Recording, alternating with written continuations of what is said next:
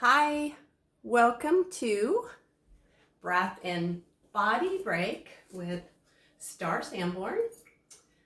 This is video number 4, I believe. I was going to try to do one a day and realize that wasn't realistic with all of my other teaching and workshops.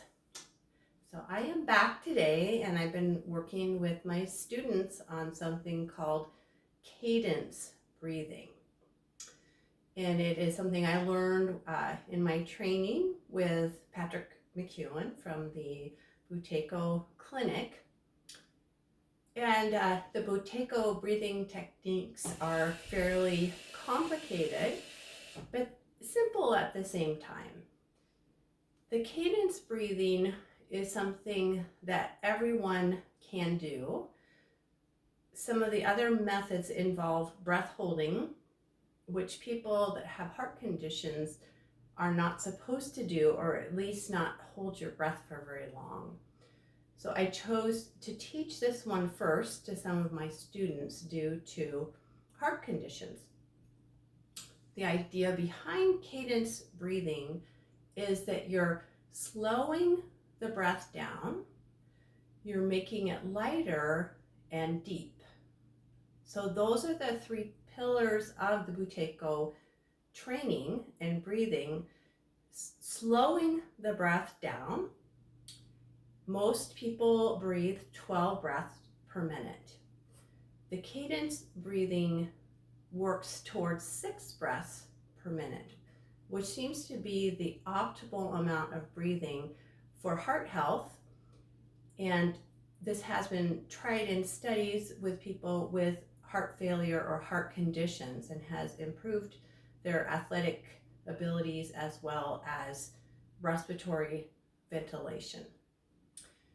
So by not getting too technical, we've got the biochemical aspect of breathing, the biomechanical aspect of breathing, and cadence. So biochemical, we talked about nitric oxide the other day. That's one of the things that happens biochemically by creating more nitric oxide. Biomechanical is working with the diaphragm, that diaphragmatic breathing that we did the last film, I believe. And then cadence is working toward 6 breaths per minute. So I wanted to start by posture. We have to have good posture when we're breathing. Otherwise, our diaphragm does not work properly, and our respiratory system and the abdominal muscles do not support the respiratory system when we are in a slump. So this is my slump. Or if you have your back open, like in a back bend. And the reason being that your diaphragm is located at your lower rib cage. If you feel on each side of the rib cage, if you're standing in good posture, you should be able to feel that bony place right at the top of the lower rib cage on each side.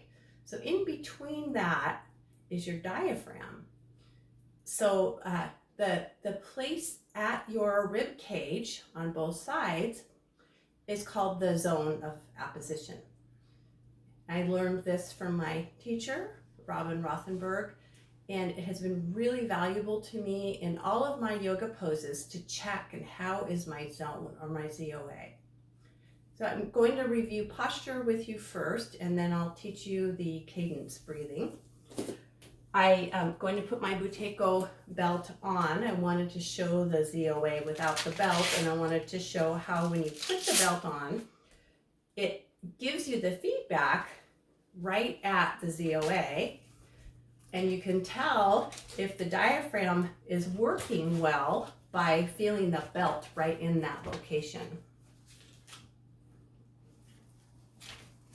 So I'm going to cinch the belt right at my lower rib cage.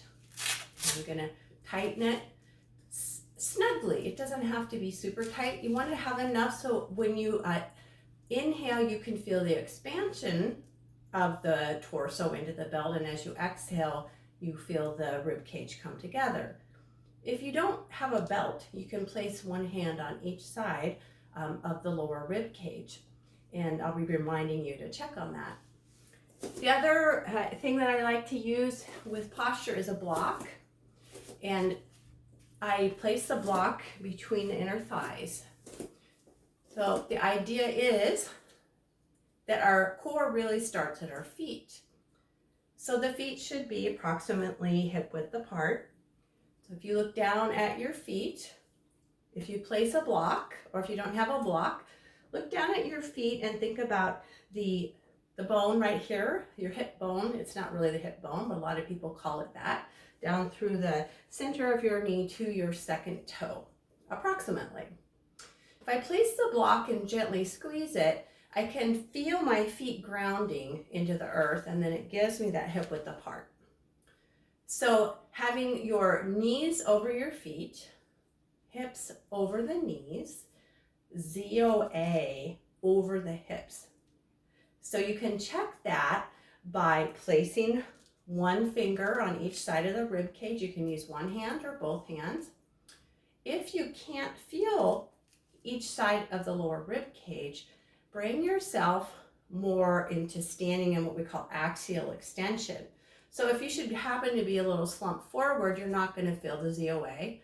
And if you're too far backward, you won't feel it. So you want to come into a place where you feel like you're standing in alignment. So pulling in the abdominals, a little abdominal hug, and then palms can come forward as long as you're not jutting your rib cage. So you could be going like this, palms forward. You don't want that. You want to keep the abdominals engaged, slightly spin the palms forward, and think about the top of your head is being pulled toward the ceiling. So you have this nice extension in your spine all the way from your feet. So that's mountain pose. There's a lot of components. So I'm going to remove the block. If you had a block, remembering the feeling of the block in your core from your feet in your mountain pose, check your zone. Place your hands on either side of your rib cage. If you have a Buteyko belt, you can have your hands down by your side and let the belt give you the feedback. I'm going to place my hands just to give an example, and notice that my shoulders are relaxed. My shoulder blades are down my spine. I'm not hunching my shoulders up to my ears. So beginning with that diaphragmatic breathing that we've worked on, you're going to inhale through the nose and you expand the torso. So you're expanding the rib cage, fully expanding 360 degrees. As you exhale, you're going to pull in the lower abdominals and feel the contraction of lower abdominals and upper abdominals, rib cage knits together. So try a few breaths here. Inhale, filling the whole torso, feel that expansion. And you're going to exhale, pull in the lower abdominals and upper abdominals. Notice that my shoulders are staying soft. So if you feel like your shoulders are getting tight, take a break, do a little bit of undulation, and come back to it.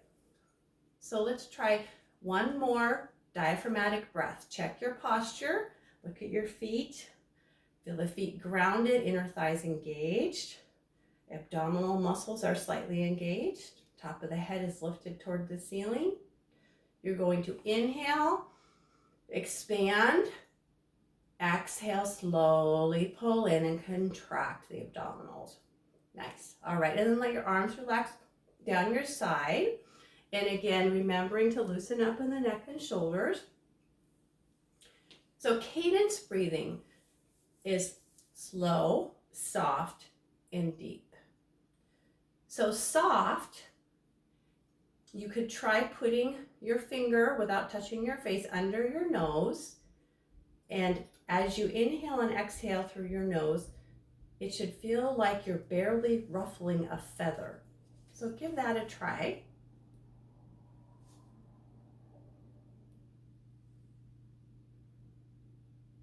So the breath is very soft. The slow part of the breath is working toward 6 breaths per minute rather than 12 for maximum ventilation. And again, reminding you, this is really good for people that have heart conditions. And it is not part of the Buteyko teachings. However, it has been added to the program because of the benefits. So placing one hand on each side of your rib cage. And I'm going to invite you to count your breaths on the inhale. So ideally, the cadence breathing would be like this. Inhale, 2, 3, 4. Out, 2, 3, 4, 5, 6. That may not be attainable for you right now, but I'm going to count that way so you can test and see if that works for you. If it doesn't work and you feel breathless, you can decrease the amount of inhales and exhales as long as the exhale is longer than the inhale. You don't ever want the inhale to be longer than the exhale. So I invite you to place one hand on either side of your rib cage. Find your posture again, knees over the feet, hips over the knees, rib cage over the hips, shoulders over the rib cage. Top of the head is lifted towards the ceiling. Let's just try that breathing. I'll count for you. So it's inhale. As you inhale, remember you're going to expand, and on the exhale, you're going to contract and pull in, kind of like a corset pulling in all the way around. So we're going to inhale, 2, 3, 4, and exhale, 3, 4, 5, 6. Inhale, 2, 3, 4, and exhale, 3, 4, 5, 6. Good, and then just take a break. And again, if you feel like the upper body is tight, come back to some nice soft movement.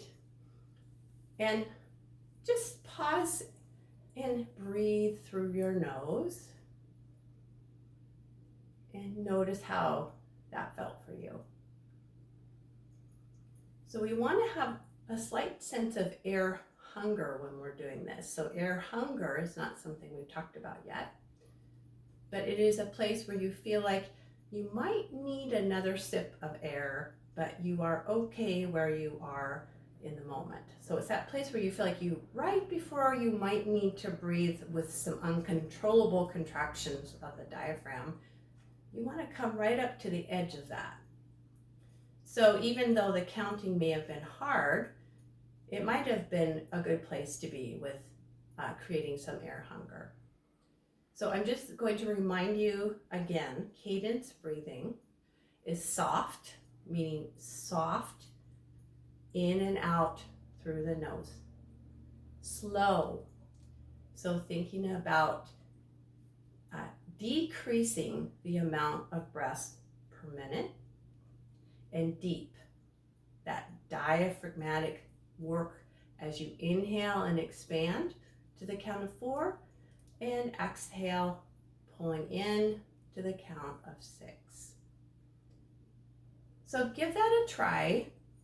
We'll work with this next session with walking, and we'll talk more about the biochemical, biomechanical, and the cadence breathing and the benefits. But it would be nice and kind of a fun idea to try the cadence, see how you do with the inhale 4, exhale 6. You can always reduce it to inhale 3 and exhale 3 or 4. Bring it down to 2, inhale 2, exhale 3 or 4. Find a place where you feel a slight air hunger, but not so much that you feel like you have to gasp for breath. I'm really wanting to help everyone possible with good functional breathing. It's so important to have our respiratory system working well and to promote good health in so many ways. So thank you for watching today. Namaste.